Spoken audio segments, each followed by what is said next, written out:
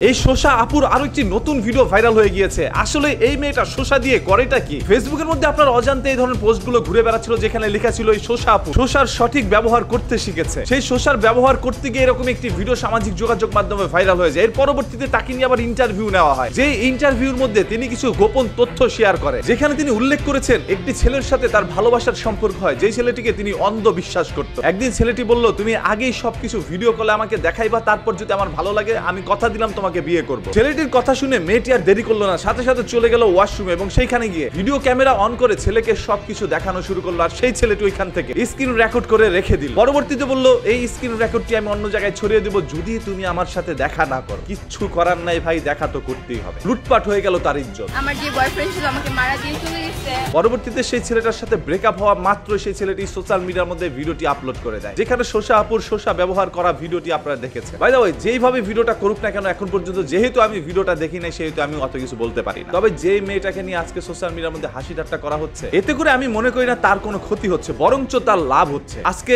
আপনারা সবাই তাকে চিনে গিয়েছেন, শোষা আপু নিয়ে নিউজ করা পর্যন্ত হয়ে গেছে। একটা সময় মানুষ যদি বড় কোনো অপরাধ করতো তাহলে তাকে নিয়ে নিউজ করা হইতো, বা সে কোনো ভালো কাজ করলে গর্ব সহকারে তার সেই পোস্টটি শেয়ার করা হইতো। আর বর্তমান প্রজন্ম এখন এমন হয়ে গেছে, যে যত বেশি নোংরা বাজে কাজ করবে তাকে ভাইরাল করতে হবে। অনেকদিন হয়েছে তিনি যখন ট্রেন্ডে ছিল আমি তাকে নিয়ে কোনো ভিডিও বানাই, তবে রিসেন্ট আমার কাছে মনে হইলো শুধু এই শোষা আপুর ক্ষেত্রেই নয়, এরকম অসংখ্য মেয়েদের ক্ষেত্রে কিন্তু একই ঘটনা ঘটছে। অসংখ্য ইমেল করে কিন্তু আমাকে এই ধরনের অভিযোগগুলো মেয়েরা জানিয়েছিল, যেখানে উল্লেখ করেছে তার বয়ফ্রেন্ডের সাথে তার একটি ভালোবাসার সম্পর্ক ছিল, একটা সময় কথা দিয়েছে তোমাকে আমি বিয়ে করবো যদি তুমি ভিডিও কলে এসে তোমার সবকিছু আমাকে দেখাও। সেই মেয়েটি ভালোবেসে অন্ধ বিশ্বাস করে বয়ফ্রেন্ডকে সবকিছু দেখাইলো এবং তিনি স্ক্রিন রেকর্ড করে তার আশেপাশের বন্ধু বান্ধব থেকে শুরু করে সবার কাছে সেই ভিডিওটি ছড়িয়ে দিল। সেই ছেলেটি একবার চিন্তাও করে নাই যে এই ভিডিওটি শেয়ার করার মাধ্যমে একটি মেয়ের জীবন পর্যন্ত শেষ হয়ে যেতে পারে। আপনাকে দেখাইছে এটা মেয়েটা বড় একটা ভুল করছে আপনাকে বিশ্বাস করে, বা যতই বিশ্বাস করুক না কেন তার কাপড় খোলা ঠিক হয় না। যেহেতু আপনাকে বিশ্বাস করে দেখাই ফেলছে, আপনি সেই ভিডিওটা ডিলিট করে দিতেন বা আপনি স্ক্রিন রেকর্ড না করলেও পারতেন। একটা জীবন পর্যন্ত আপনারা কেড়ে নিতে পারেন ভালোবাসার নাম দিয়ে। আসলে দেখেন, আমি এদের কখনো সাপোর্ট করতে আসি না, কারণ আমার ধর্ম কি বলেছে, আপনি যদি বাজে অবৈধ কোনো কাজ করেন, পরকিয়া করেন, তাহলে আল্লাহ তাআলা বেয়াজ্জতি করবে আপনাকে দুনিয়ার বুকে। এটা কিন্তু তারই একটি প্রমাণ। আপনি যেই কাজ করেছেন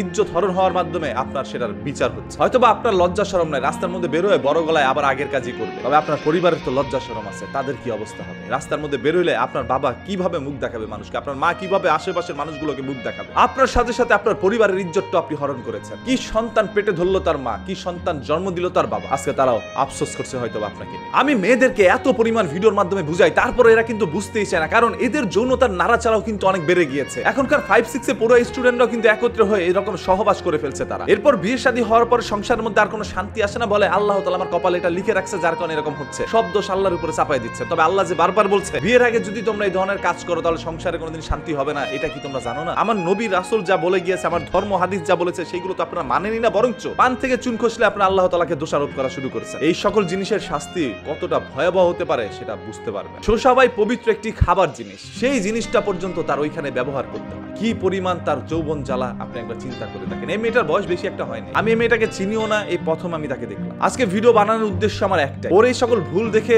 আপনারা সবাই শিক্ষা গ্রহণ করুন এবং কোনোদিন কোনো ছেলেকে ভিডিও কলের মধ্যে গিয়ে এই ধরনের কোনো কিছু দেখায় না। যেই ছেলে বিয়ের আগে আপনার সাথে এই ধরনের কাজ করতে চায় এবং এই ধরনের জিনিস দেখতে চায়, সে কোনোদিন আপনাকে বিয়ে করবে না। ধরেন আপনার অনেক ক্ষুধা লাগছে, আপনার কাচ্চি খেতে ইচ্ছে করছে, আপনি গিয়ে কাচ্চি খেলেন। এখন যদি পৃথিবীর সব থেকে সুস্বাদু কাচ্চি তো আপনার সামনে এনে দেয়, আপনি কিন্তু আর ওইরকম মজা করে খাবেন না বা খেতেও পারবেন না, কারণ আপনার তো অলরেডি পেট ভরে গেছে। তো একটি ছেলে আপনার প্রতি অনেক আগ্রহ নিয়ে আসে, যখন সেই ছেলেটা আপনাকে ভোগ করে ফেলে তখন কিন্তু আর ওই আগ্রহটা থাকে না। সেই ছেলেটা তখন ভাবে বিয়ের আগে যখন এই মেয়েটা আমার সাথে এরকম কোনো কিছু করতে পারছে, তাহলে অন্য সকল ছেলেদের সাথে একই কাজ করে। তবে কাপড় খোলার এই প্রজন্ম কাপড় খোলার কাজে ব্যস্ত আছে। আর আজকে যারা এই ভিডিও থেকে শোষা আপুর লিঙ্ক খুঁজতে আসছেন, তারা একটু চিন্তা করেন, ওটা যদি আপনার বোনের ভিডিওর লিঙ্ক হইতো, আপনি কি জনসম্মুখে এটা খুঁজতে পারতেন? শোষা আপু খারাপ, আপনি আমি তো আর খারাপ না।